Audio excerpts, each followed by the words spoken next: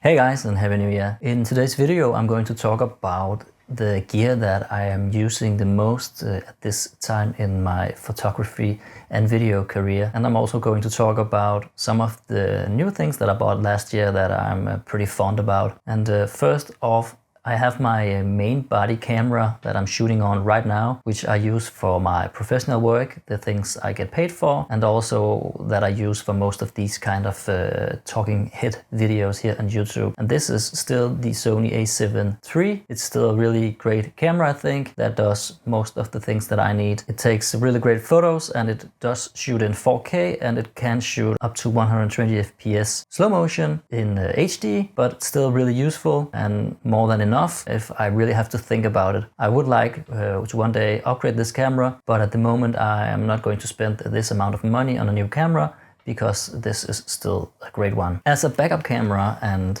what I've been shooting a lot of street photos, videos on this year, I do have this Sony a6000, which I bought used last year. And I'm actually really happy about this camera. It takes just as great photos as my main body, and it does a little bit worse in the video segment, but still really useful and nice to have as a backup camera. And I still think if you can buy this used, you can get a really great deal, and it's one of the best beginner cameras that you can get on the market right now. And if you want to know more about my thoughts about this camera, you can watch this video up here.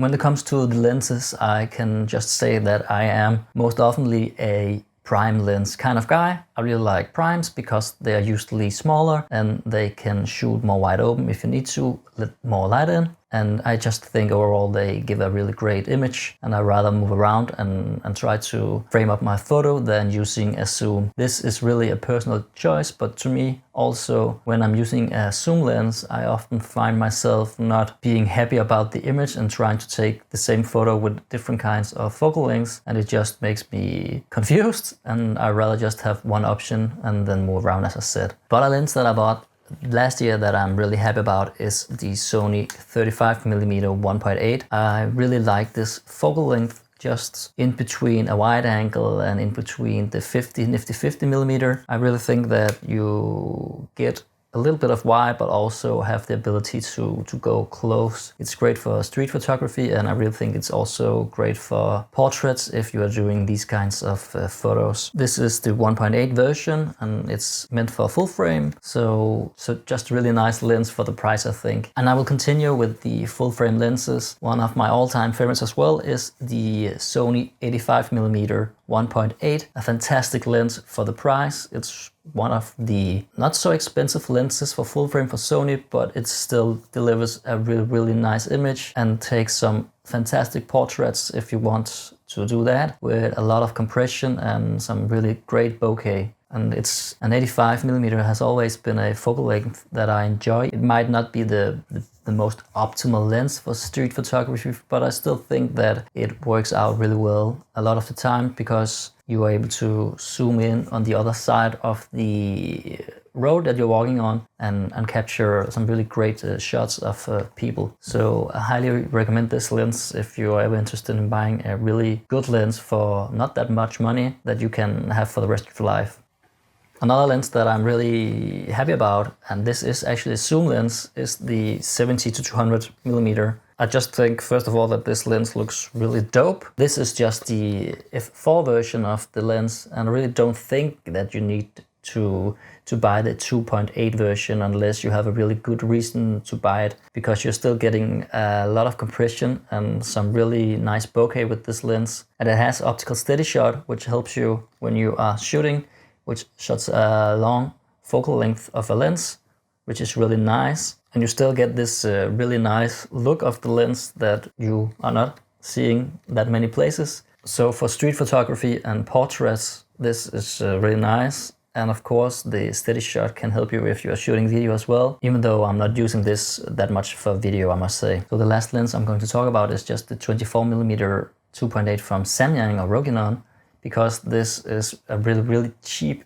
small lens that you can carry with you almost everywhere. You cannot feel even it is on your camera, and it's just really easy to have with you. And I think for the money, which is like $250 or something like that, you actually get a pretty useful image I've taken lots of photos on this little lens and also video. And for the money, as I said, I think this is well worth it. And it's ideal if you're going to travel and you want to travel light. Of course, picture-wise, there are better options, or should I say color-wise, because I actually think that the colors on this one is perhaps the biggest issue, but nothing that you cannot live with if you ask me. So this is just a really nice option that I still like, even though it's probably the worst lens that I own. So I'm just gonna mention this because I did mention the Sony a6000 earlier, and that's an APC sensor camera.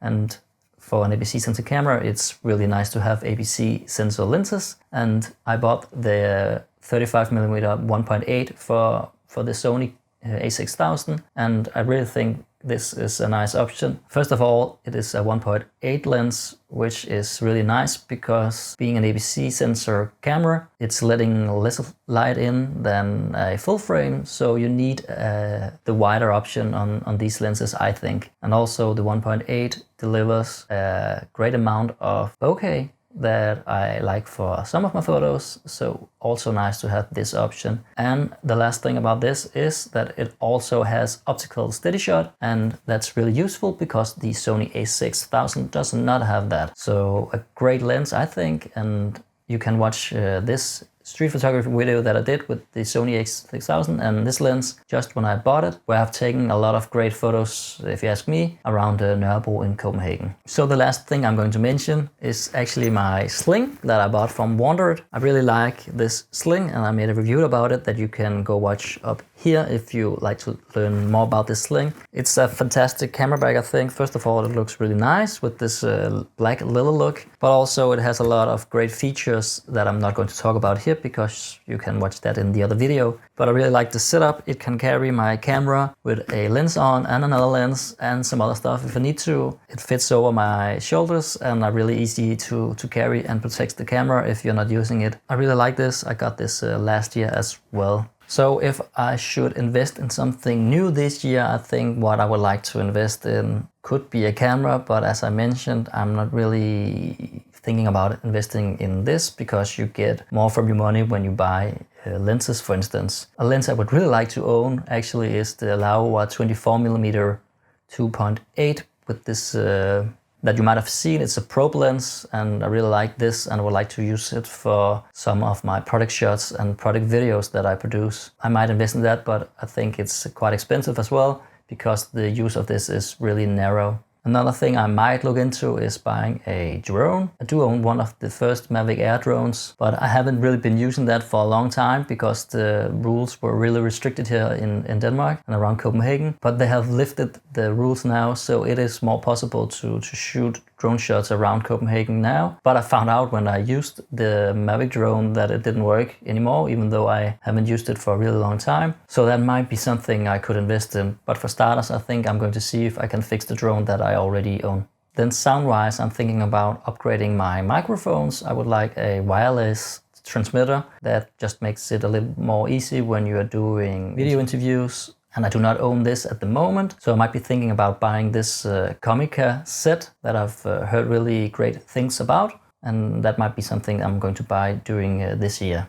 And lastly, light-wise, I could consider buying the Amaran 60D because it's a portable light that you can use with batteries and still get a decent amount of light, so it's easy to carry with you if you are going to shoot outside and you need some key light to light up something. Or if you're going to use it for an interview, it's much easier to take this with you and just set it up and use the batteries and shoot the interview. And I think also for some of the videos that I do at my home, it's a lot easier just to use this because you don't have to consider where you have to plug in the power all the time. So this is just a short video about the gear that I use the most and I'm most fond about here in 2023, and also about the things I might consider buying. I would just like to say that please don't go out and buy anything that you don't need. There's no use for this. Most of the things that we have are usually enough for the things that we're going to do, but sometimes we can trick our minds into believing that we need new stuff to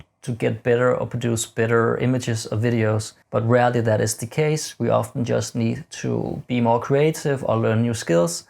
So if you're going to spend any money, I would probably go and acquiring new skills or learning to unfold my creativity. Anyway guys, this is all for now. I will see you during this year, where we hopefully will grow this channel even bigger. Thanks for the support and thanks for watching this video. Take care, and I will see you around. Boy.